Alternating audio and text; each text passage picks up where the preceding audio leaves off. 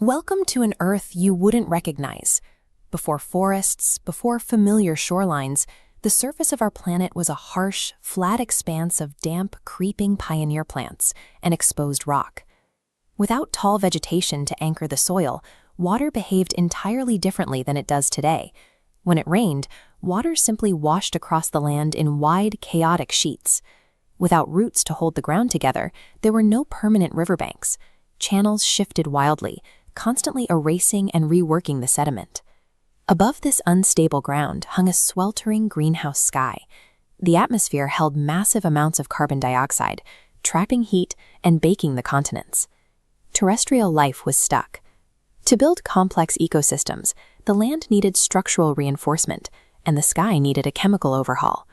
The Earth was trapped in this restless cycle, waiting for a biological invention that could grip the bedrock below and harvest the heavy air above.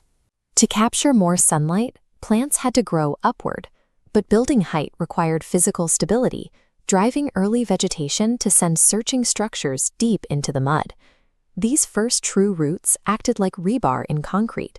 They tangled and clamped around loose sediment, locking the earth in place. As this network spread, flowing water met resistance. Instead of washing away plains, rivers were hemmed in by resilient banks, forced into defined paths. This physical reinforcement created the first permanent floodplains. With stable ground bordering reliable water, early arthropods and amphibians finally had safe habitats to colonize. Early vegetation forced the rivers to obey biological boundaries. By gripping the sediment, plants sculpted the planet's drainage systems and established permanent real estate on land. With the ground secured, plants raced each other toward the sun. To win this vertical competition, they needed a completely new kind of structural support. Evolution delivered wood. This rigid tissue was fortified by a complex polymer called lignin, allowing trunks to rise dozens of feet into the air. Building millions of tons of this material required raw fuel. Through photosynthesis, these immense early forests drew down vast quantities of carbon dioxide from the sweltering sky, locking it tightly into their woody tissues. But Earth's recycling system hadn't caught up. Because lignin was a brand new chemical invention, bacteria and fungi possessed no mechanism to digest it. When these towering plants died, they simply fell and piled up in the waterlogged swamps. The wood refused to rot. In a modern forest, a fallen tree decomposes and releases its carbon back into the air.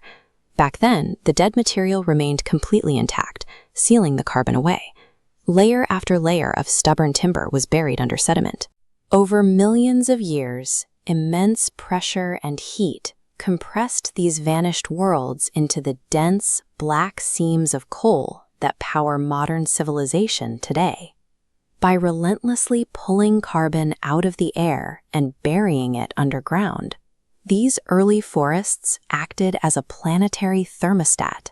They drained the greenhouse atmosphere, plummeting global temperatures and driving the Earth straight into an ice age. When the climate eventually stabilized, the planet was unrecognizable from the flat, baking expanse it had once been. The air was cooler and breathable, stripped of its suffocating carbon load. Below, water flowed neatly through structured, branching networks, bordered by rich, shaded soils. We tend to view trees as passive background scenery, quiet fixtures of the natural world, but their history exposes them as aggressive geological engineers. When you look out over a dense canopy or walk through a city built safely along the banks of a steady river, you are standing inside their blueprint. You are living inside the architecture built by Earth's first forests.